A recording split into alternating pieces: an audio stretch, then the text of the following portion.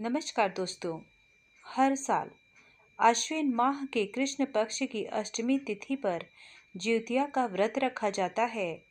मान्यतानुसार यह व्रत माँ अपनी संतान की लंबी उम्र, स्वास्थ्य और सुरक्षा के लिए रखती है। इस व्रत को ज्योतिपुत्रिका व्रत के नाम से भी जाना जाता है। ज्योतिया व्रत पर मान्यतानुसार गंधर्व राजा जीमूतवाहन की पूजा की जाती है।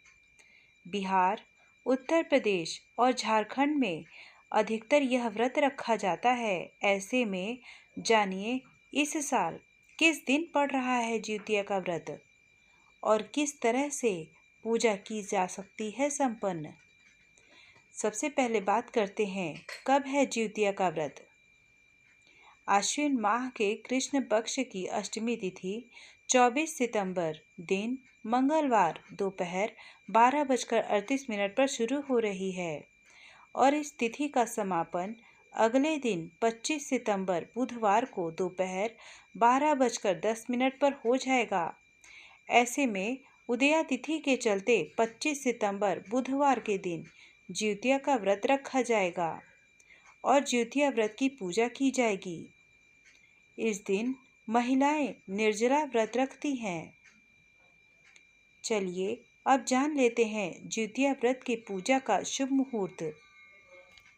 ज्योतिया व्रत की पूजा सूर्यास्त के बाद की जाती है। 25 सितंबर को सुबह 6:11 से सुबह 7:41 तक पूजा की जा सकती है। इसके पश्चात पूजा का अमृत सर्वोत्तम मुहूर्त सुबह 7:41 से 9:12 तक है। इन शुभ मुहूर्तों में आप पूजा कर सकते हैं।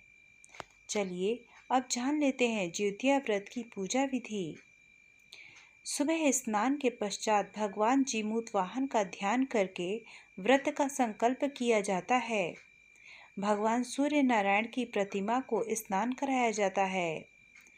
कुशा से बनी भगवान जीमूतवाहन की प्रतिमा के समक्ष धूप, दीप और चावल समेत पुष्प आदि अर्पित किए जाते हैं। मिट्टी और गाय के गोबर से चील और सियारिन की मूर्ति बनाई जाती है। साथ ही भगवान सूर्य नारायण की विधि विधान से आरती की जाती है। भगवान जीमूतवाहन की पूजा करने के बाद ज्योतिया व्रत की कथा पढ़ी जाती है और आरती गाने के बाद भोग लगाकर पूजा का समापन होता है। चलिए अब जान लेते हैं ज्योतिया व्रत का पारण कब किया जाए। इस साल ज्योतिया व्रत का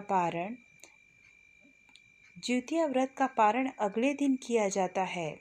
25 सितंबर के दिन ज्योतिया का व्रत रखा जाएगा। इस चलते अगले दिन 26 सितंबर गुरुवार को व्रत का पारण किया जाएगा। व्रत का पारण का शुभ मुहूर्त सूर्योदय के समय 6:12 पर होगा। दोस्तों, ये थी हमारी जानकारी ज्योतिया व्रत के बारे में। उम्मीद है आपको हमारी दी गई जानकारी अच्छी लगी हो तो कृपया हमारे इस चैनल को लाइक, शेयर और सब्सक्राइब अवश्य करें।